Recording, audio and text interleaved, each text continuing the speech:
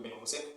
Eu sou o Arthur, estou gravando meu primeiro vídeo aqui no meu escritório e hoje eu queria apresentar, para quem não conhece, um conceito que eu tirei do livro do Eric Ries, A Startup Enxuta, um conceito sobre os 5 porquês, que é uma forma aí de uma técnica para você solucionar um problema a partir de 5 perguntas, para você chegar no fundamento daquele problema, na raiz, né? E aí eu achei muito interessante, queria compartilhar aqui sobre esses 5 porquês e também como eu apliquei para alguns problemas que eu passei. Então, os 5 porquês ele consiste em uma técnica que você pega o seu problema, o que você quer resolver. O Eric Ries recomenda que seja um problema não muito grande, não um macro, mas um problema que seja mais pontual. E aí você pega esse problema e você, assim como uma criança repete por que disso, por que daquilo, você repete 5 vezes por quê. E aí, até aqui no livro ele dá o exemplo de como ele fez numa empresa dele, e aí ele fala aqui que ele teve um problema com uma máquina, que uma máquina parou de funcionar. Ele queria saber por que, chegando na raiz do problema. E aí ele queria saber os fundamentos desse problema. Então, o primeiro porquê que ele chegou à conclusão foi: por que a máquina parou? E aí ele tenta dar resposta, junto com outras pessoas envolvidas naquele problema, para poder responder cada pergunta de uma vez. E aí na primeira pergunta ele fez: por que a máquina parou? E a resposta era: houve uma sobrecarga e o fusível queimou. Certo? O fusível queimou. Ele já desce para a segunda pergunta, que é: por que houve uma sobrecarga sobre o fusível? E o rolamento não estava suficientemente lubrificado. Essa é a resposta da sobrecarga. Terceira pergunta: por que estava suficientemente lubrificado? Porque a bomba de lubrificação não estava bombeando direito. E aí ele vai para a quarta pergunta: por que a bomba não estava bombeando direito? O eixo da bomba estava gasto e vibrando. Quinta pergunta: por que o eixo estava gasto? Não havia filtro e entraram aparas de metal. Ou seja, ele chegou no fundamento do problema, que eram as aparas de metal que o filtro não tinha segurado, certo? Então, a partir desse problema ele descobriu que não era só trocar um fusível, porque o fusível era um problema, mas ele foi um problema desencadeado de outros desde a raiz. Então, o problema principal que ele devia resolver era trocar o filtro e colocar aquele que segurasse as aparas para poder não prejudicar os próximos processos. Então, eu vi que é muito interessante você fazer esses 5 porquês para você resolver todas as etapas do problema e não resolver só a parte superficial. Porque quando você resolve só a parte superficial de um problema, ele volta a acontecer. Se ele trocasse somente um fusível, esse fusível novo ia dar problema de novo. Porque ia dar sobrecarga por causa das aparas de metal que prejudicaram a bomba, porque não tinha um filtro bom. Então a raiz do problema era o filtro. Então eu achei muito interessante esse conceito de você chegar na raiz do problema e cortar o mal pela raiz, nesse caso literalmente. Então, ele pegou esse sistema e aplicou em outras empresas dele. E eu também usei para um problema que eu tinha, certo? E isso funcionou. Eu tive um problema de queda de faturamento na empresa, eu tenho uma empresa de e-commerce, mais especificamente trabalho com marketplaces. E no Mercado Livre a gente tem um uma característica deles, que eles exigem que você tenha uma boa experiência de compra no anúncio.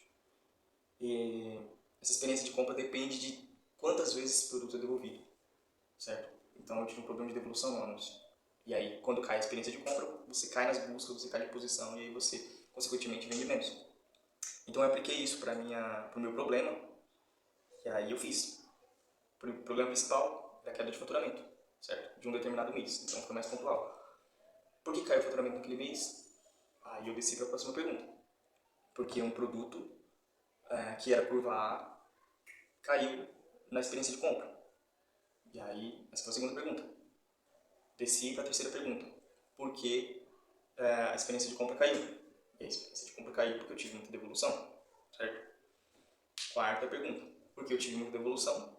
Porque as pessoas estavam errando na aplicação. Eu trabalho com peças automotivas, então as pessoas precisam saber exatamente qual peça que vai para o carro dela, e isso muda conforme o motor, o ano do carro, e a pessoa não sabia exatamente qual que era a peça do carro dela. E aí, na quarta pergunta, eu descobri que se devolvia muito produto, porque as pessoas não tinham essa consciência de qual peça servia para o carro dela. E aí, por que essas pessoas trabalhavam na hora de comprar? Foi o quinto, né? Quinta vez que eu perguntei por quê. E a resposta era: meu anúncio não estava claro o suficiente. Não tinha compatibilidade completa, não tinha uma descrição bem feita e uma aplicação detalhada para a pessoa olhar e falar: pô, esse aqui serve no carro e eu tenho certeza e não vai ter problema, né? Então, eu cheguei na raiz do problema, que era uma aplicação melhor no meu anúncio, um anúncio mais claro. Então, assim, isso me ajudou a não olhar para o faturamento, meu Deus, se achar uma solução rápida e milagrosa para essa queda de faturamento, sendo que essa queda de faturamento tem a raiz num problema que é simples, né? E que às vezes a gente não dá muita atenção. Então eu cheguei na raiz, cheguei lá no problema de aplicação e comecei a resolver. A partir do momento que eu comecei a resolver esse produto curva A, eu tinha dois anúncios que caíram de experiência. Esses dois, eu comecei a mexer, comecei a resolver e eles foram subindo de novo e trouxeram esse buraco de faturamento que tinha feito. Ou seja, a ideia aqui é ter um problema muito mais tangível. Porque quando você olha para uma coisa grande e você espera que seja uma solução grande, e muitas vezes essa solução grande ela é abstrata. Então você, meu Deus, eu preciso aumentar o faturamento, você começa a pesquisar quem aumenta o faturamento, como é que eles fazem, e eles falam técnicas avançadas, empresas grandes que têm isso e aquilo, quando na verdade, se o seu faturamento não vai para frente, ou caiu por algum motivo, você está errando no básico, e você está buscando a solução do avançado, entende? Então, assim, muitas vezes a gente deixa de fazer o arroz com feijão bem feito, porque a gente está sempre procurando uma solução lá no mais sofisticado. Então, o 5 porquês ele te leva ao fundamento do problema e te mostra que, às vezes, você pode estar errando no básico. E isso você pode usar para qualquer quesito da sua vida. Então, um problema pessoal, um problema financeiro, com a sua empresa, com o seu trabalho. Se você aplicar os 5 porquês e se perguntar a raiz de cada problema até você chegar no quinto, eu acredito que você vai ter ali um plano de ação. Porque aquele quinto problema, ele vai ser mais, entre aspas, fácil de resolver. Vai ser mais tangível. Então você vai colocar no seu dia a dia ali um plano prático para você colocar aquilo em prática e melhorar todos os outros 5. E aí, consequentemente, melhorar o grande.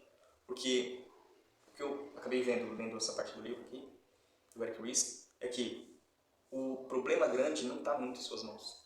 O problema grande é a consequência de pequenas ações que você faz. Então, aquela pequena ação que você resolveu lá no fundamento, aquele filtro que você trocou para não entrar sujeira, que prejudica a bomba, que prejudica que traz mais sobrecarga e que prejudica o fusível, você só trocou o filtro, resolveu todo o resto. A máquina voltou a funcionar. Por uma coisa que você muitas vezes negligenciava. Então, isso é o mais importante. Foque naquilo que você pode controlar, porque aí todo o resto vem como consequência. E o problema grande vai se solucionar sozinho a partir do momento que você resolve aquilo que está lá na base, certo?